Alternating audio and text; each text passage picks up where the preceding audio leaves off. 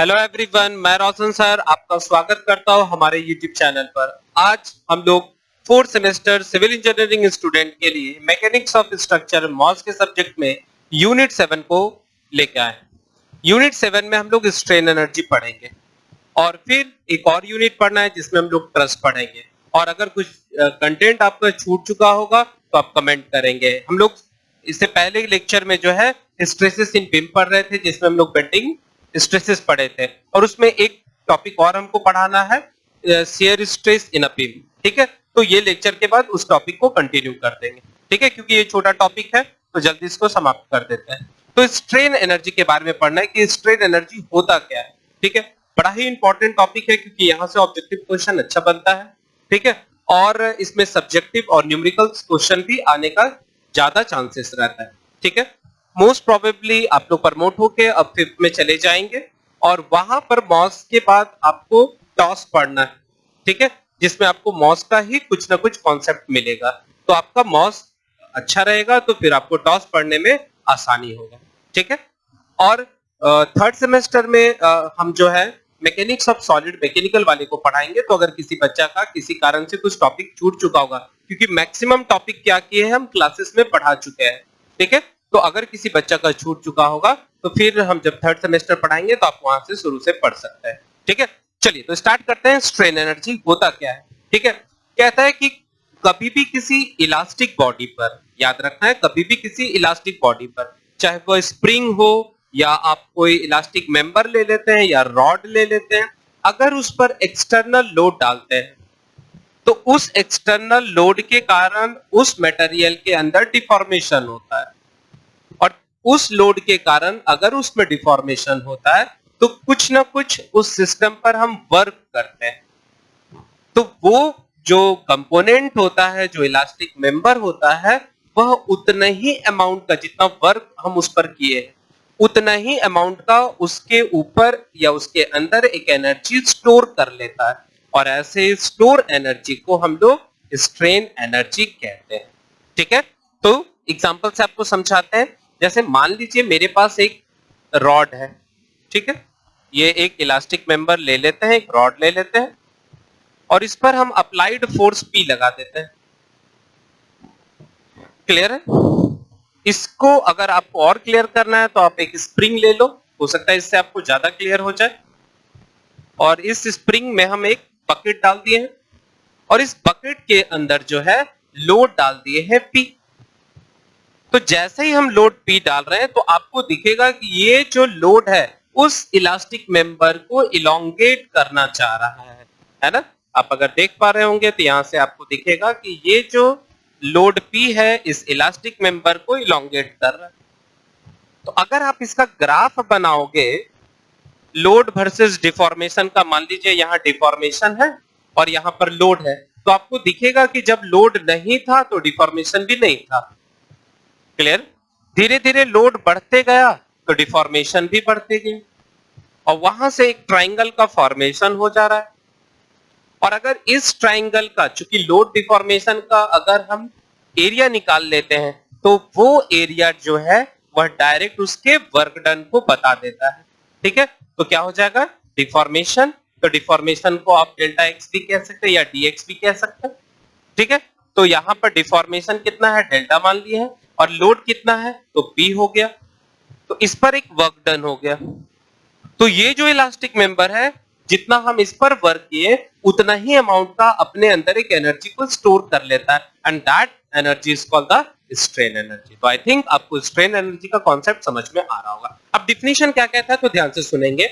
Strain energy is the internal energy, याद रखना है मटेरियल के अंदर ये डेवलप होता है, which is stored in any material which is loaded within its elastic limit। अगर हम किसी इलास्टिक मेंबर पर इलास्टिक लिमिट तक कोई लोड डालते हैं तो उस लोड के कारण उस मटेरियल में कुछ वर्क डन होता है और मटेरियल क्या करता है उतने ही अमाउंट का अपने अंदर एक एनर्जी को स्टोर कर लेता है, क्योंकि वो बॉडी पर आप लोड डाले हो तो वो तो डिफॉर्म करेगा, पर जैसे ही लोड आप हटाओगे तो वो रीगेन करना चाहेगा। तो जितना आप उस पर वर्क किए उतने ही अमाउंट के एनर्जी से वो वापस आना चाहेगा, and that energy is called the strain energy. ठीक है, तो strain energy also called as work done by the loaded material. इसका मतलब है कि आप किसी मटेरियल पर जितना आप काम कर रहे हैं वो डायरेक्ट उसके स्ट्रेन एनर्जी को रिप्रेजेंट कर रहा है। और ये याद रखना है कि ये स्ट्रेन एनर्जी हम लोग कहां तक पढ़ रहे हैं, तो एक लिमिट ही तक पढ़ रहे हैं। ऐसा नहीं कि इस लिमिट के बाद अगर हम चले जाएंगे तो उसमें जो वर्क डन कर रहे होंगे हो सकता है वो ज्यादा हो और स्ट्रेन एनर्जी कम हो। तो हम लोग को जितना भी पढ़ाई करना वो कहां तक करना है, एक लिमिट तक, and that limit is called elastic limit. तो आई थिंक आपको स्ट्रेन एनर्जी समझ में आ गया होगा। और याद रखना है कि स्ट्रेन एनर्जी को हम लोग कैपिटल यू से रिप्रेजेंट करेंगे और इसका एक फिक्स फॉर्मूला है, आप इसको याद कर लेंगे, that is called sigma square into volume divided by 2E, E for Young's modulus of elasticity. ठीक है, अब ये फॉर्मूला आया कैसे है इसको हम लोग डिराइव भी करेंगे। अब नेक्स्ट आ जाते हैं, ध्यान देंगे, नेक्स्ट आ जाते हैं जिसको कहते हैं रेजिलियंस। ठीक है, रेजिलियंस क्या कहते हैं, तो ध्यान देंगे, कहता है कि अगर किसी बॉडी पर कोई एनर्जी स्टोर हो रहा है और वो एनर्जी उसके इलास्टिक लिमिट के अंदर ही हो रहा है, that is called with in elastic limit.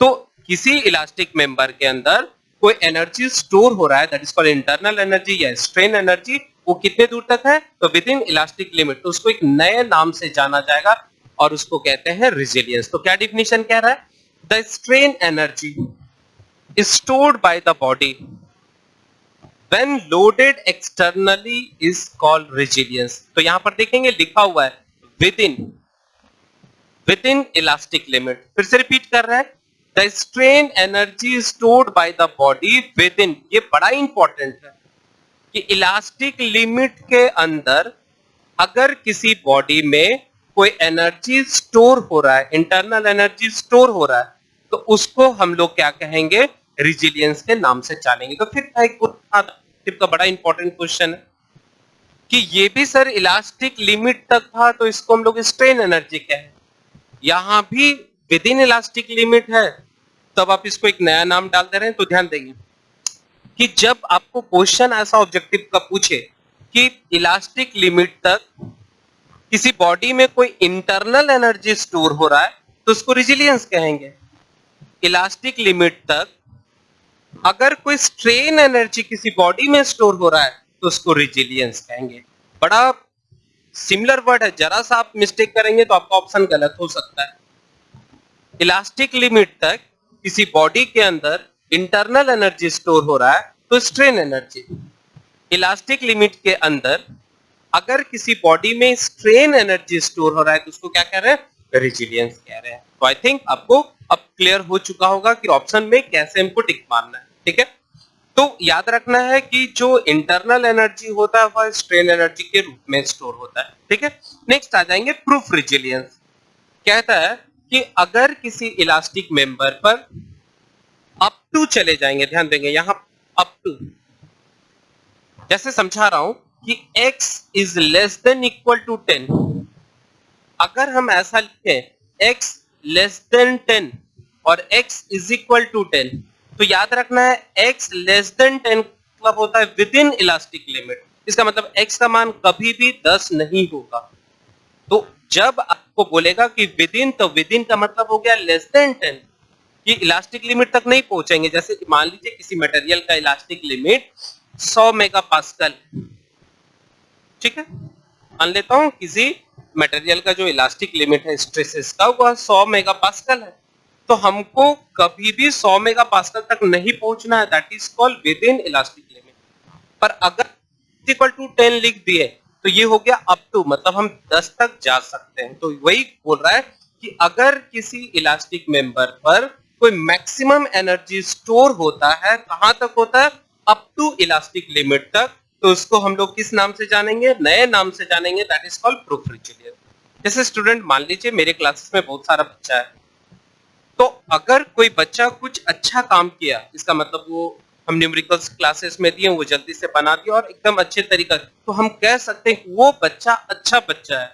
सारे क्लासेस में बच्चा अच्छा है पर हम उसको क्या किए, बहुत अच्छा बच्चा बोल दिए। तो सेम काम यहाँ भी है कि अगर किसी इलास्टिक मेंबर पर कोई एनर्जी स्टोर हो रहा है, कहां तक हो रहा है, अप टू, तो उसको हम लोग नए नाम से जानेंगे प्रूफ रेजिलियंस। अगर विद इन लिखा है तो उसको बोलेंगे रेजिलियंस, और अगर इंटरनल एनर्जी इलास्टिक लिमिट तक लिखा है, विद इन कुछ नहीं, तो उसको सीधा स्ट्रेन एनर्जी कहेंगे। ठीक है, चलिए लास्ट आ जाते हैं modulus of resilience. Modulus of resilience क्या होता है? तो modulus of resilience is defined as the ratio between proof resilience maximum strain energy to the volume of the material. क्या बोल रहा है?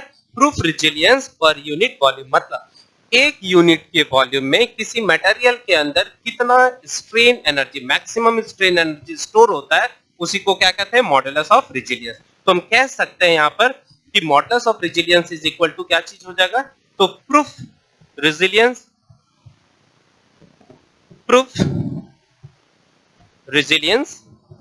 Divided by volume.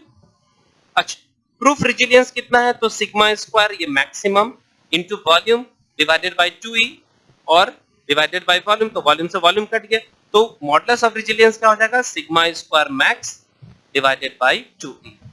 तो थिंक आपको पूरा ये definition strain energy, resilience, proof resilience, modulus of resilience समझ में आ चुका होगा। और अब हम लोग पढ़ेंगे types of load on the elastic member.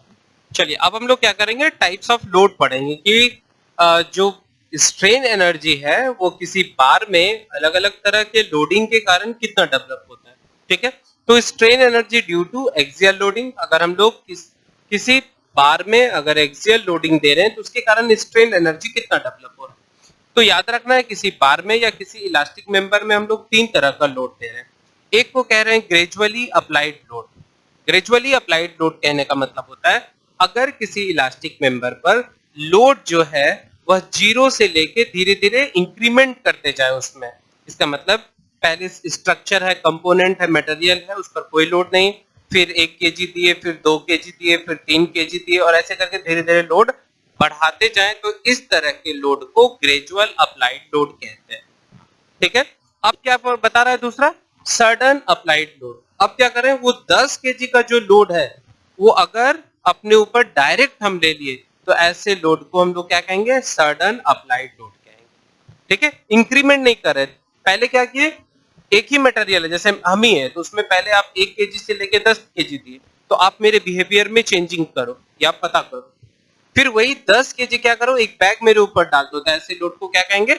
Sudden load कहेंगे। ठीक है, और इंपैक्ट लोड किसको कहेंगे? तो अगर वो 10 केजी का जो लोड है कुछ हाइट से किसी बॉडी पर डाला जाए तो ऐसे लोड को सडन इंपैक्ट लोड कहते हैं। तो आई थिंक आपको डेफिनेशन समझ में आ चुका हो।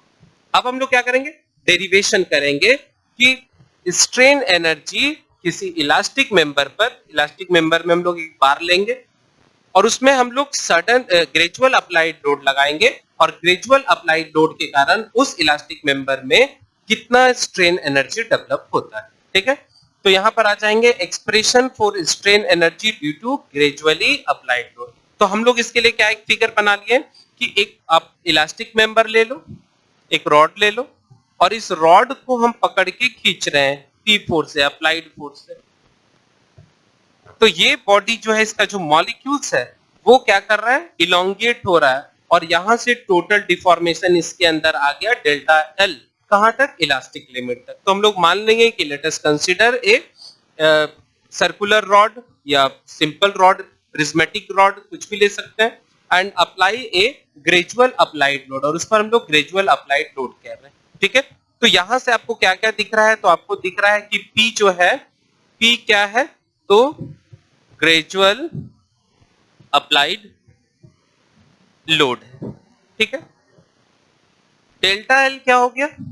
तो ये डिफॉर्मेशन है, डिफॉर्मेशन। ठीक है, ये प्रिज्मेटिक बार है तो इसका एरिया क्या ले लिए? क्रॉस सेक्शनल एरिया ले लिए। तो अब हम लोग क्या करेंगे? ध्यान देंगे, जब पर हम लोड लगाएंगे तो धीरे धीरे इसके अंदर डिफॉर्मेशन बढ़ते जाएगा। कहां तक? इलास्टिक लिमिट तक ही लेना है। तो मान लिए इलास्टिक लिमिट तक जो लोड लग रहा है उसका वैल्यू जो है वो P है, और इलास्टिक लिमिट तक उसमें जो डिफॉर्मेशन हुआ है कितना हो गया? डेल्टा एल हो गया। तो हम लोग क्या करेंगे? सबसे पहला पता करेंगे कि वर्क डन कितना हो रहा है इस मेंबर पर।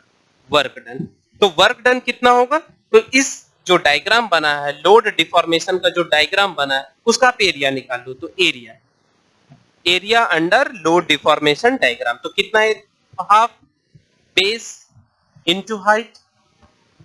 करेक्ट, अब ये जो डिफॉर्मेशन हो रहा है वो किसके कारण हो रहा है? तो एक्सियल लोड के कारण हो रहा है। तो एक्सियल लोड के कारण हम लोग पता किए हैं, क्या पता जानते हैं कि stress by strain is equal to Young's modulus of elasticity, और डिफॉर्मेशन बराबर यहां से हम लोग पढ़े, देख लीजिए आप, इसको अच्छे से सॉल्व करेंगे तो स्ट्रेस लोड बटे area, strain change in dimension by original dimension is equal to E.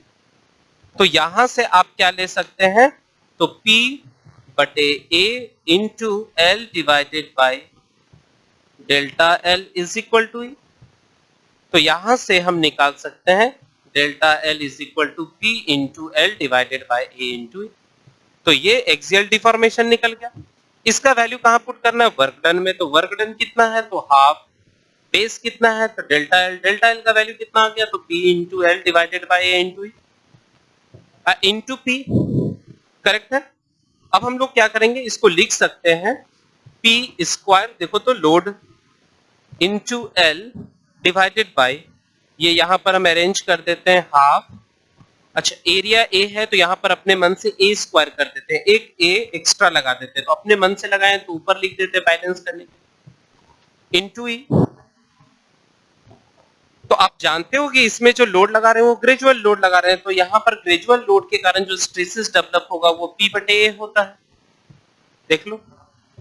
तो यहां पर P बटे, तो यहां से हम कह सकते हैं कि W is equal to half stress due to gradual load sigma square into area गुना लेंथ, क्या चीज को देगा? वॉल्यूम, और डिवाइडेड बाय E। और हम जानते हैं कि किसी इलास्टिक मेंबर में जो वर्क डन होता है, जितना हम उस पर वर्क करते हैं, तो स्ट्रेन एनर्जी किसके बराबर होता है?